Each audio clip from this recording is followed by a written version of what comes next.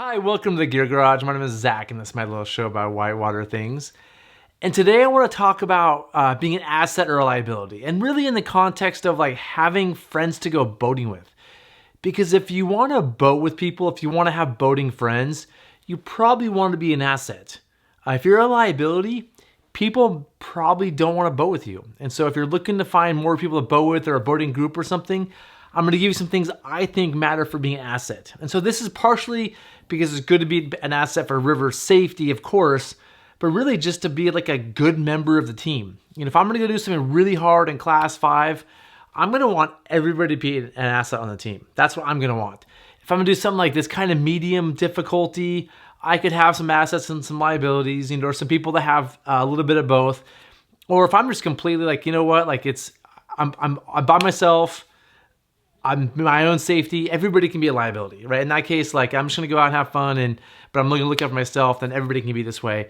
But I wanna help you all know things that at least I care about. And I'm sure those of you watching know some of these, and you have more. Maybe you have a longer list of assets. This is just what I came up with, me thinking about it today, right?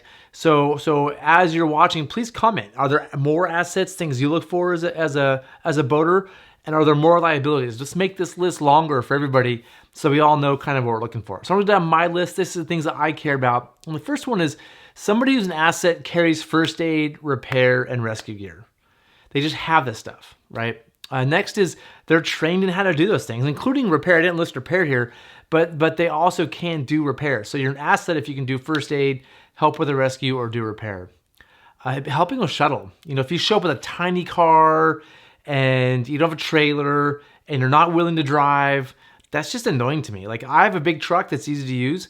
I don't always want to be the person everybody depends on. I want people that also help with shuttle as well. So you don't have to have a big truck, but you're an asset if you have a good vehicle and you're willing to help. There are some people who always just sort of mooch shuttle. They never help because their car's not very good. It's kind of a bummer sometimes. Next is just being physically fit. This matters for a lot of reasons.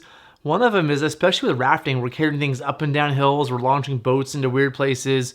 Also, if there's a rescue, rescues require physical fitness. So you're an asset if you're physically fit. Somebody who has good boat spacing and looks out for others. That's an asset. If you don't do this or don't know about that, then you need some training.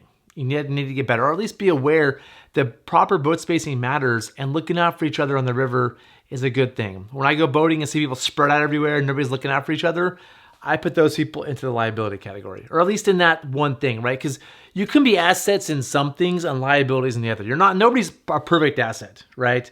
And I don't think anybody's a total liability. But this is a list of good traits and a list of bad traits, and everybody has a little bit of both, right? Said safety kind of goes along with this one. Like somebody who's an asset, like below rapids, is paying attention to safety. Maybe when there's a scout, they have a throwback at the bottom for safety. Just pays attention to on-river safety.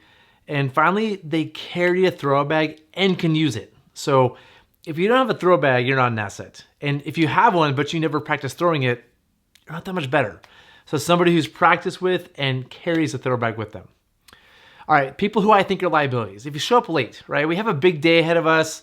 You know, sometimes we have time constraints. So anybody who shows up late to me is a liability. Also, what I call janglers.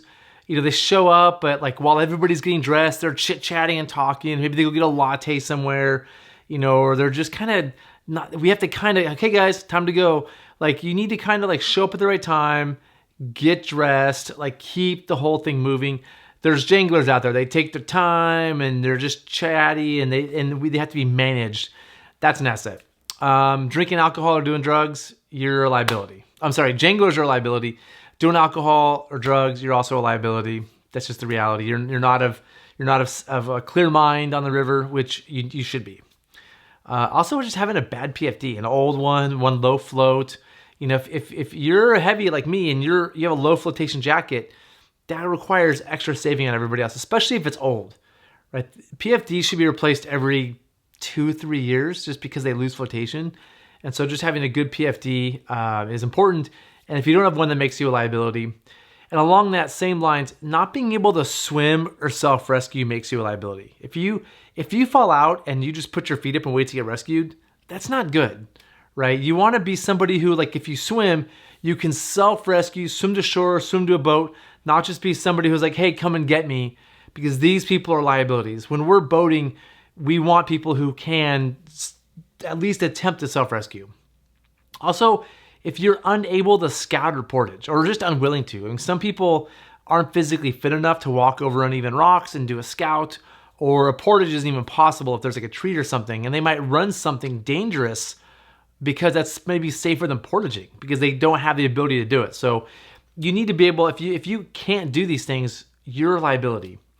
Also, when you're in over your head, right? If I'm gonna go run something really, really hard, I'm in over my head. I don't run like really hard stuff anymore. So like sometimes I'm a liability if I'm doing something really challenging. I need to be surrounded by assets to make up for this liability on my end. Or if you're just always over your head, you're a liability when you're doing runs that are more difficult than your abilities. You can do them surrounded by the right group, but you are taking some risk and you're asking others to, make up for you or be there for you, be an asset for you. And last is just bringing inexperienced friends. If you're always bringing some friend who's never been boating, that's a liability. That's like something everybody else has to be aware of, conscious of. And if those people fall out, the team has to rescue that person. So if you're somebody who always brings somebody who's not up for the task or doesn't have an experience, I'm going to say you're a liability. So this is, again, my quick list. Just something to think about, as a boater, are you an asset or are you a liability? And are there things you can do to be an asset and not be a liability? Especially if you're asking yourself, why does nobody boat with me? Why don't I have boating friends? This could be it. Just a hint. So again, if you have things to add, please do. I love these videos because I can go down in the comments and I can pick things up. Oh, that's an interesting asset. That's an interesting liability. I'm gonna make a lesson plan out of this, and I would love to have your thoughts how to make this list even better for my lesson plan. So that's it for this episode. Like, subscribe to the things, and yep, I'll see you next time. Thanks.